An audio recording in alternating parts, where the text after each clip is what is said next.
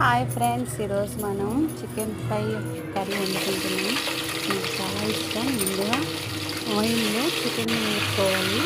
Water బయటకు వచ్చేంత వరకు ఉడకబెట్టుకోవాలి. తగినంత ఉప్పు, పసుపు కూడా వేసుకోవాలి. ఉడకబెట్టుకున్న తర్వాత అల్లం పేస్ట్ కూడా వేసుకోవాలి. కొంచెం ఉల్లిపాయ ముక్కలు కూడా వేసుకోవాలి. కారం తగినంతగా వేసుకోవాలి, రుచికి సరిపడా.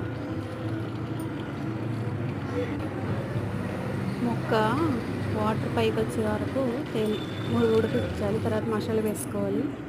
ఇంకా ఎక్కువసేపు కలుపుతూ ఉండాలన్నమాట.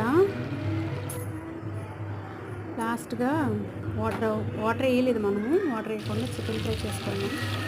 చాలా బాగుంటుంది, మీరు కూడా ట్రై చేయండి. నాకు రాజీకి, అప్పుకి చాలా ఇష్టమైన కర్రీ ఇది. మా హస్బెండ్ కూడా చాలా ఇష్టం ఈ ఫ్రై కర్రీ. సబ్స్క్రైబ్ చేయండి ఫ్రెండ్స్.